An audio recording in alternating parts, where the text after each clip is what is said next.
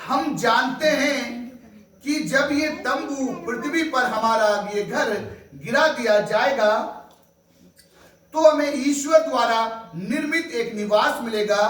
वे एक ऐसा घर है जो हाथ का बना नहीं है। हालेलुया। मसीह मारिए क्या कह रहा कलाम। हम जानते, सुनो बोल से फिर दोबारा सुनो। हम जानते हैं कि ये तंबू पृथ्वी पर हमारा ये घर गिरा दिया जाएगा। हालेलुया। हम जानते हैं ये बात, मैं और आप जानते हैं। हमारी बहन कल्लो जो इस संसार में थी वो भी इस बात को जानती थी कि मेरा जो तंबू, ये जो शरीर है, क्या मेरा और आपका तंबू एक हवा का झोंका आता है, तंबू क्या हो जाता है।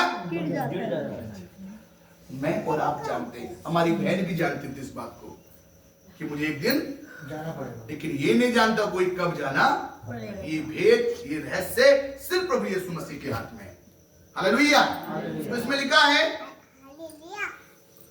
तो हमें ईश्वर द्वारा निर्मित एक निवास मिलेगा। वे ऐसा घर होगा जो हाथ का बना नहीं है और अनंत काल तक स्वर्ग में बना रहेगा। आमीन आमीन। ऐसा कौन सा घर मिलेगा हमें? वो हाथ का बनाया हुआ नहीं होगा। हाथ का बनाया हुआ मतलब सीमेंट का। ये ऐसा घर नहीं है। वो घर है हमारे कर्मों का घर, हमारे कामों का घर, हमारे अच्छे और बुरे कामों का घर। अगर हमने दुनिया में भलाई किए एक अच्छा घर मिलेगा, बुराई किए, पाप किए हैं तो वो घर मिलेगा जो दूतों, शैतान के दूतों के लिए बनाया गया। हालेलुया।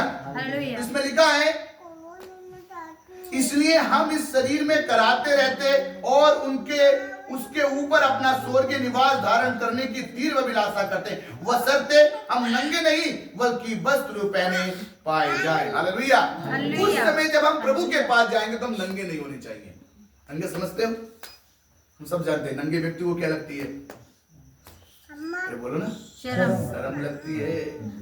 ऐसा ना हो कि मैं और आप, हमारी बहन कल्लो खुदा के सामने नंगी पाई जाए। नंगी मतलब पाप में पाई जाए। जब मैं और आप पाप में होंगे, दोषी होते तो हम सर कैसे करते हैं?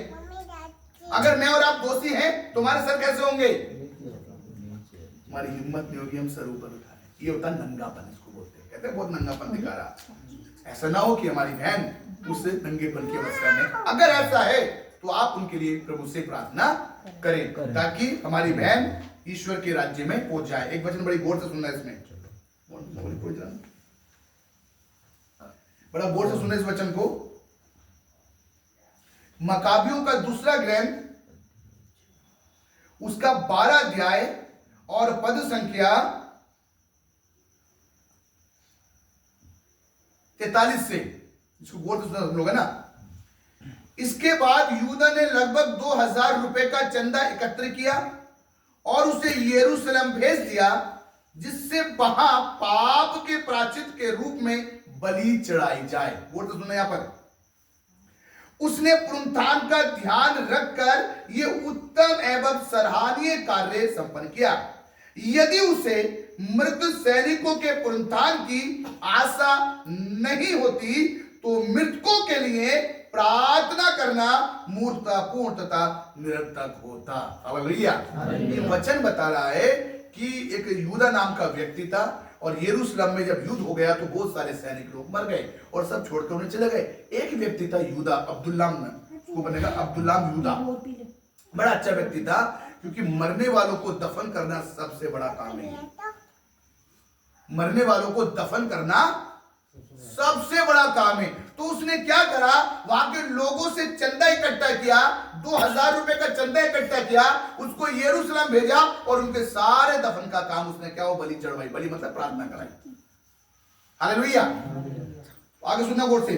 पुनरुत्थान का ध्यान रखकर उत्तम और सराहनीय कार्य किया। उसे ये मालूम था कि अब जो मर गए हैं उनके लिए एक अनंत जीवन है, पुनरुत्थान, जी उठना। हमारी बहन भी जो आज मिट्टी में सोई हुई है वो एक दिन पुनरुत्थान के समय क्या हो जाएंगी? अभी मरी